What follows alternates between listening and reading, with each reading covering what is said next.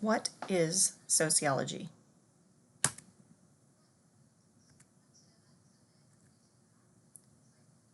The term sociology was coined by Auguste Comte in 1838.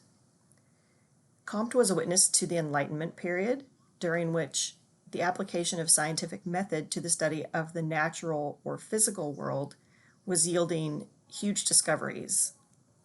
And so Comte thought, and he wasn't the only one, nor necessarily the first one to think this, but he is nonetheless credited for thinking, what if we were to take those same scientific principles, the scientific method, and apply that to the study of the social world?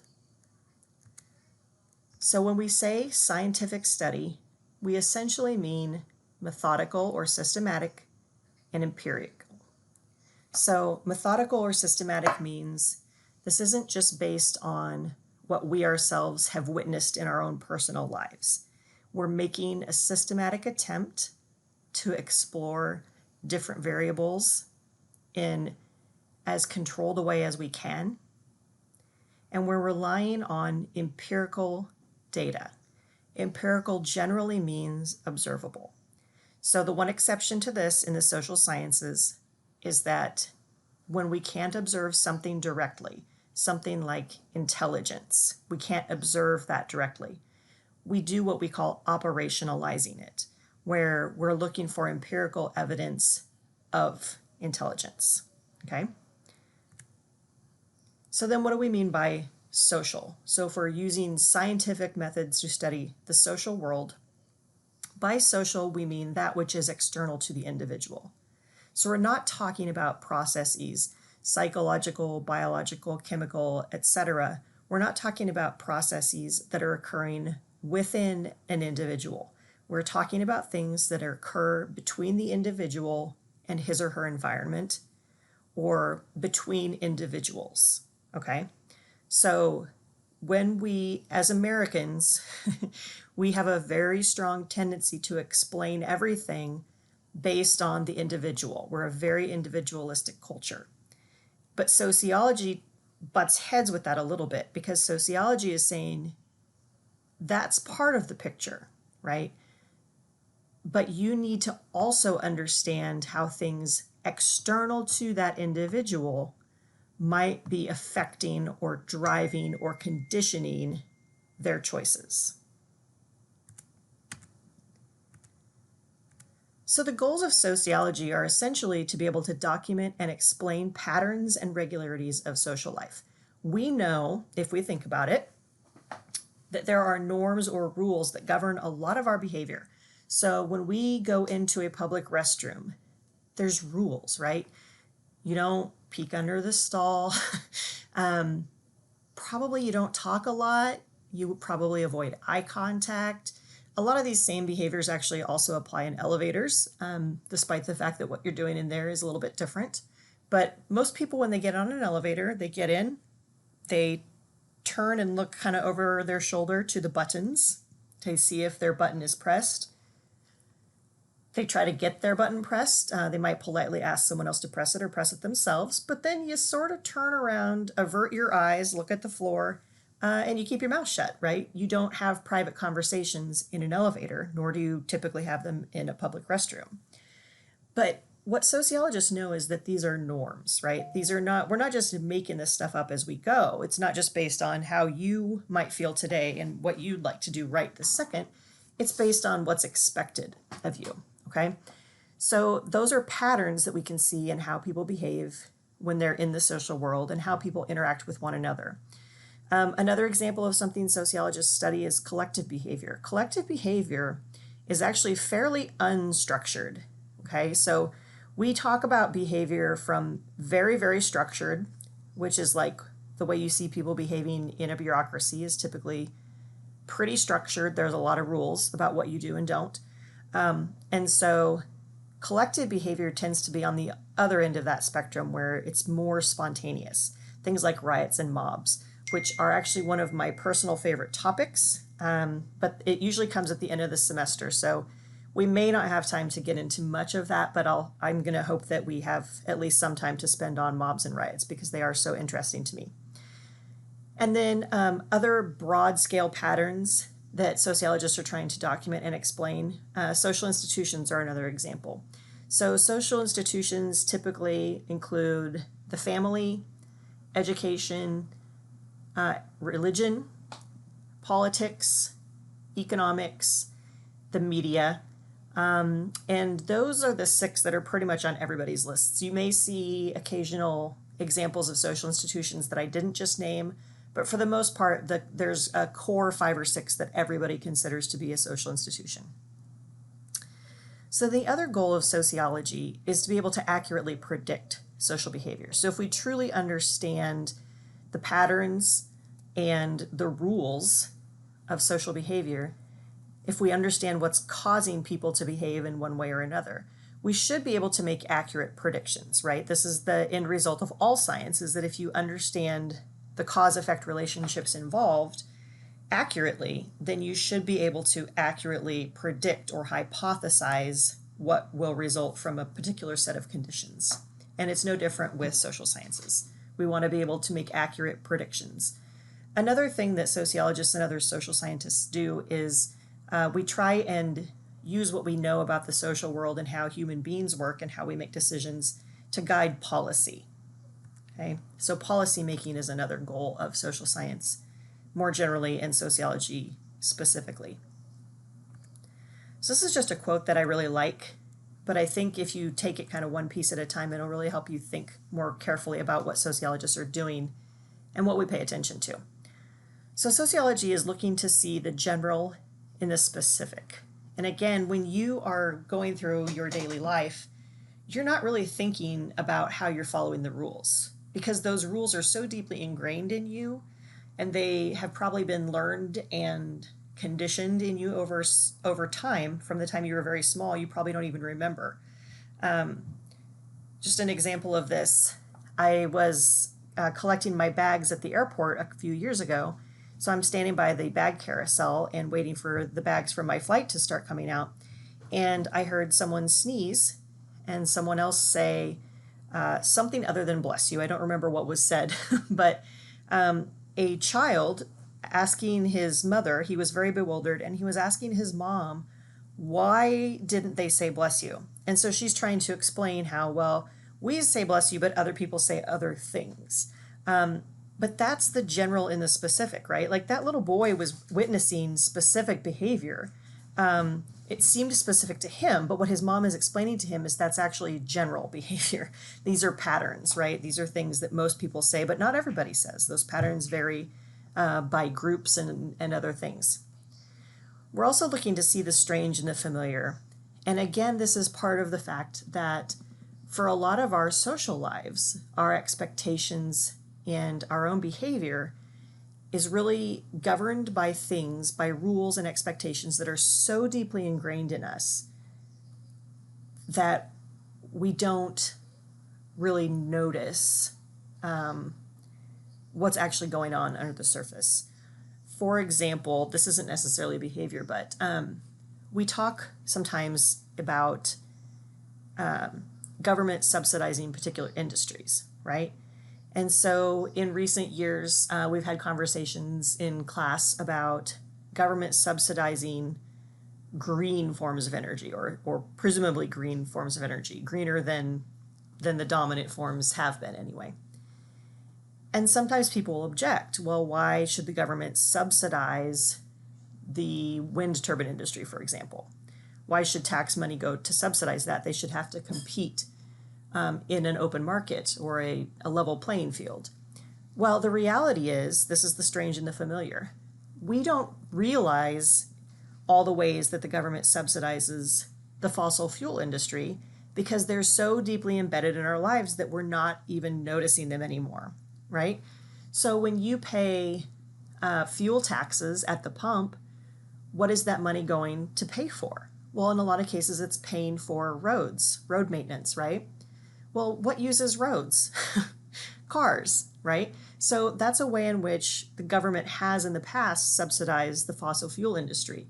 We're not using that money to subsidize the creation and maintenance of the rail lines, for example. So that's one way in which we are actually we're paying for things and our tax money is going to things, but because they are so deeply embedded in our everyday lives, we haven't really stopped to think carefully about them. Sociology also seeks to see individuality in social context. So we know that there are individual variables. People can, at times, act in ways that defy our expectations because they're behaving as individuals. They're exercising their agency, or what you might think of as free will.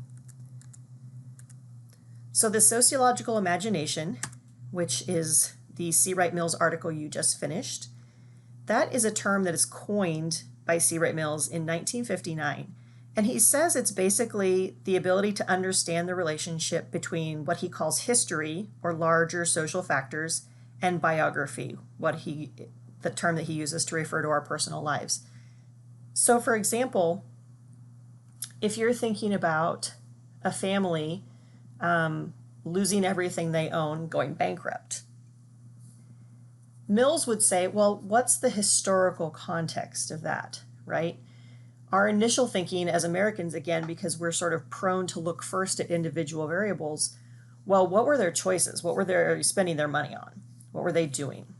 And Mills is saying, that's fine, you can look at that, but you can't forget to look at what's going on in the context that surrounds them. What are the factors that are conditioning what happens and how they respond to that? So are we talking about a family going bankrupt and losing everything during the Great Depression, for example? Are we talking about a family going bankrupt and losing everything because the primary income earner worked in a coal mine at a time when coal mining, is declining? Are we talking about somebody who had a job making horseshoes? Now people aren't riding horses. Why? Because we're driving cars, okay? So there's all kinds of larger social forces occurring at all kinds of levels, from sort of the local all the way up to the global and everywhere in between, that are shaping our personal lives, that are shaping that biography. You can also think about things like where you were born, what country, what part of the country. Were you born identified or assigned male or female? Because that can shape our experiences. Were you born as an only child? Were you born as the seventh of seven? There are all these kinds of factors that are external to who we are as individuals, and they both shape who we are and who we become as individuals, but then we as individuals have agency to shape the social context that's part of somebody else's life. Okay? So Mills talks about personal troubles versus social issues. He says a personal trouble is something that you really can attribute to the individual, but a social issue is different. That's bigger. And we can use the example of credit card debt, which is another one of your readings, right? So basically, when you think of credit card debt, if you're thinking of how to explain the credit card debt of one family, what's your first impulse going to be? Look at their spending habits. Are they spending more than they make, right? And Mills, again, is thinking, that's fine. We can look at that. That's part of the picture, but it's not the whole picture. So if you have an entire society full of people, a society of over 300 million Americans, and we have an average amount of credit card debt of something like $3,000 or $4,000 for every man, woman, and child in this country. And these would be children who, can't accrue their own debt even. When you have that much debt spread that widely across an entire society of people, what Mills is saying is that should tell you something. There's something going on beyond individual fiscal choices. There's something going on that is conditioning our choices or shaping our choices. There's a context there, right? So you might think about, you chose to go to college. You exercised your agency to do that, of course.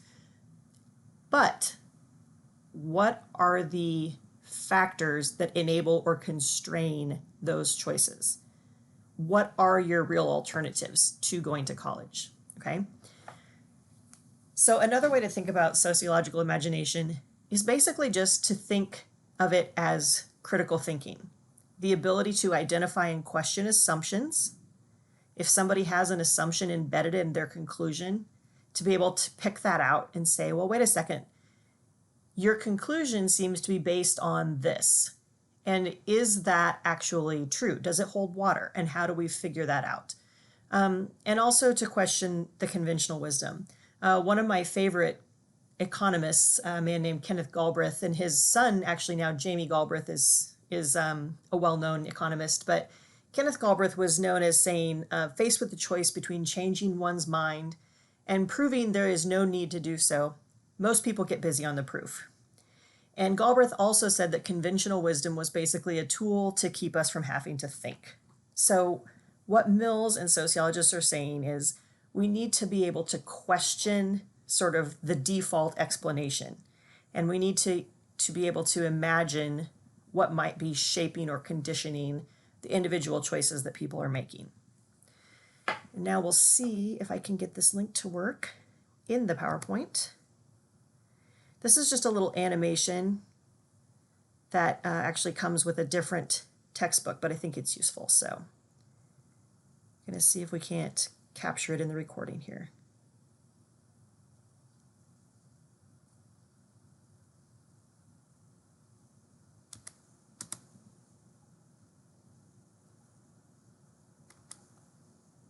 Chapter 1. The Sociological Imagination. An Introduction. Paradox.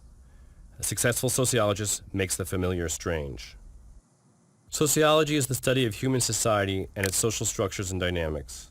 Or, as C. Wright Mills famously put it, sociology lies at the intersection of history and biography. Sociological thinking is about making the familiar strange. It requires a different way of seeing things, challenging conventional wisdom, and thinking critically about the social world around you. Its object of focus, in this regard, is what seems natural but in fact isn't.